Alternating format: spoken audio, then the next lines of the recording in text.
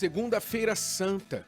Nós sabemos que no domingo, no dia anterior, Jesus entrou em Jerusalém montado num jumentinho, foi aclamado como rei por muita gente que segurava ramos, que deitava suas vestes no caminho para ele passar, ou seja, foi recebido com honras.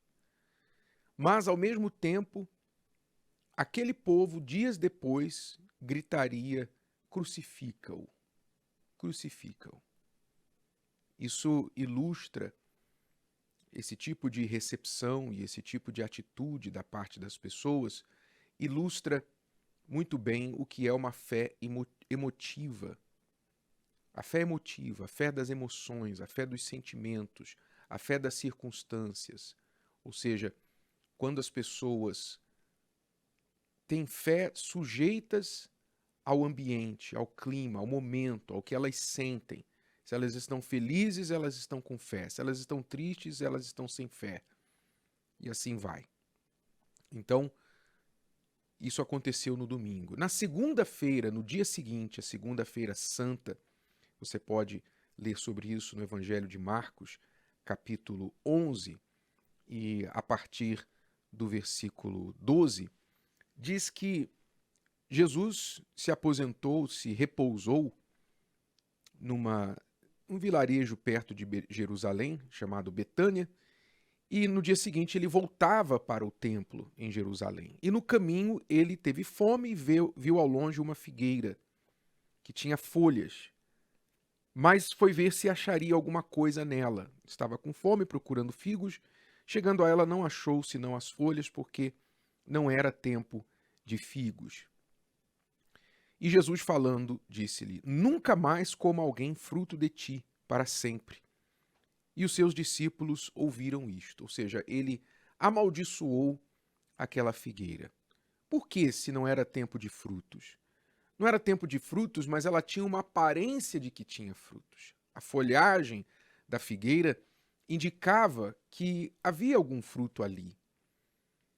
E então, procurando o fruto, não achando, Jesus amaldiçoou. Esse ato, além de ser um ato que ilustrou uma lição magnífica sobre a fé, sobre o poder de determinar, de falar com coisas inanimadas, é daí que a gente aprende, pelo uso da fé, falar com a doença sai, falar com a depressão suma da minha vida, falar com um problema financeiro nunca mais eu vou passar por isso, eu determino aqui agora. Além desta lição preciosa, a lição que nós tiramos também é que Deus não se impressiona com a aparência religiosa. Nós sabemos que a figueira era um símbolo de Israel, do povo de Israel. A Bíblia indica a figueira, em outras partes, como o símbolo da nação de Israel. Então, assim como aquela figueira que tinha folhas e não figos, o povo de Israel era um povo religioso. Como ele estava prestes a detectar aqui no seu caminho de volta ao templo, que era um povo religioso, os líderes religiosos tinham aquela aparência, vestiam aquelas roupas, faziam aquelas preces em público, faziam todo aquele teatro religioso, mas não tinha fruto verdadeiro da fé. Então eles estavam amaldiçoados por causa dessa hipocrisia, que é a aparência, mas o conteúdo ser contrário ao que parece. Então, para nós, o que isso significa? Você tem que entender, Deus não se impressiona com aparência. O ser humano talvez sim, porque o ser humano não pode ver o coração do outro ser humano. Mas Deus vê. Então é fútil, é em vão você tentar impressionar a Deus, fazer uma aparência de santo, mostrar fé através de alguma coisa aparente, quando dentro do seu coração aquilo está totalmente diferente, desassociado do que você é e sente por dentro. Então, por exemplo, você que é uma pessoa que diz: eu creio em Deus, você diz que tem fé em Deus, mas não há nenhum fruto dessa fé. A pergunta é, qual o resultado? Quando Jesus olha para você, ele não quer saber o que você fala. Ah, eu tenho fé, eu acredito, eu sou da igreja A, B ou C, minha religião, minha denominação. Deus não quer saber disso. O que importa é o fruto da fé. Porque a fé é conhecida pelos seus frutos. A fé é conhecida pelas suas obras, pelo que ela faz, que nasce de dentro da pessoa e se exterioriza como um fruto natural, não como algo forçado. Então é importante dizer isso, não como algo forçado. Há pessoas que fazem caridade, há empresas, por exemplo, que fazem caridade para receber o desconto tributário. Então eles fazem caridade, mas aquela caridade, no final das contas, não lhes custa nada, porque o governo dá um desconto nas taxas, no imposto de renda daquela empresa. Então a empresa faz lá propaganda dizendo, olha, nós ajudamos, nós temos essa caridade, essa instituição, esta ação filantrópica, e as pessoas ficam, olha, a empresa A faz uma obra social e etc. Está sendo tudo patrocinado pelos impostos. Quer dizer, que glória tem nisso? Então não é uma virtude, isso é demonstração de suposta virtude. Então não é isso que impressiona a Deus. Assim como as pessoas que querem fazer caridade só para tirar foto, querem fazer caridade só para mostrar. Não tem a intenção, não é? A caridade não está dentro dela. Então Deus procura pessoas genuínas, verdadeiras, frutos da fé, que não é só caridade. Eu estou dando exemplo da caridade porque é uma coisa muito comum hoje. As pessoas quererem mostrar através de um ato caridoso. Mas isso também acontece com o falar. Jesus falou assim, por que vocês me chamam Senhor, Senhor e não fazem o que eu mando? Quer dizer, fala, chama Deus de Senhor. Senhor, Senhor, Senhor. Meu Pai, chama Deus de Pai, mas não é filho. Não obedece como um filho deve obedecer. Não obedece como um servo deve obedecer ao seu Senhor. Quer dizer, então há muita gente enganada, há muita gente com folhas, aparência e fruto que é bom, nada. Nada. Essas pessoas não sabem que há um limite para isso e elas podem até estar trazendo maldição para suas vidas quando estão fazendo isso intencionalmente. Então isso serve de alerta, especialmente para os religiosos. Mas Jesus caminhou, amaldiçoou a figueira, caminhou em direção ao templo e, entrando no templo, começou a expulsar os que vendiam e compravam no templo. E derrubou as mesas dos cambistas e as cadeiras dos que vendiam pombas. E não consentia que alguém levasse algum vaso pelo templo. Veja, nem segurar um vaso e levar dentro do templo Jesus permitia, porque era um lugar sagrado.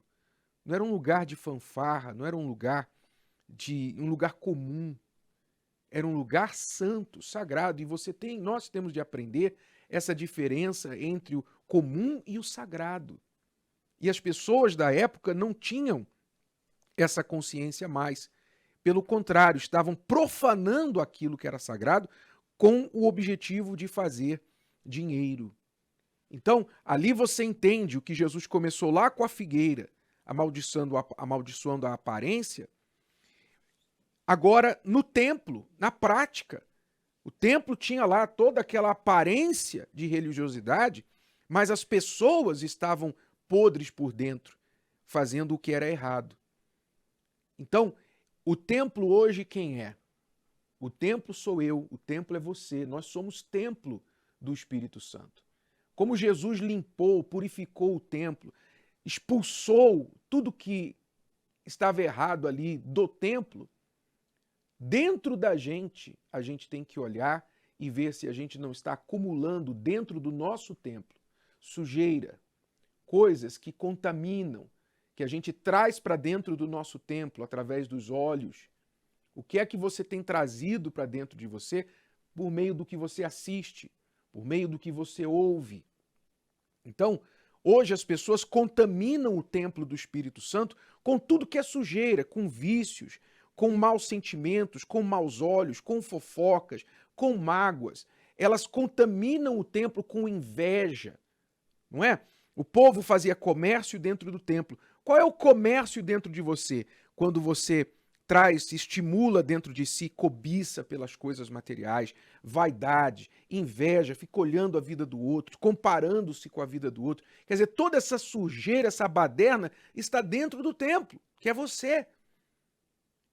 E Jesus não aceita isso, ele expulsou aquelas pessoas e falou: a minha casa será chamada casa de oração por todas as nações, mas vós a tendes feito covil de ladrões. Quer dizer, a bagunça, a avareza, o interesse. E assim são as pessoas, infelizmente, interesseiras. Pessoas interesseiras, pessoas que estão só pensando o que eu posso ganhar, o que eu posso ganhar. É cada um pensando o que eu posso tirar do próximo. É o funcionário pensando o que eu posso tirar do meu patrão, da minha empresa. O patrão pensando o que eu posso tirar do meu funcionário. O vizinho pensando o que eu posso tirar do meu vizinho. Todo mundo pensando o que pode tirar do outro. Num mundo de ambição, de egoísmo, de luta por si só. Quer dizer, o templo está corrompido. As pessoas estão corrompidas por dentro pelos sentimentos que elas abrigam dentro de si, que trazem para dentro de si. É necessário haver uma purificação. Isto foi o que Jesus nos ensinou e fez na Segunda-feira Santa, que serve de lição para mim, para você. Nós temos aí talvez muita coisa a fazer, uma tarefa de casa e uma faxina a fazer, começando por dentro de cada um de nós. Gostou? Que tal ouvir de novo?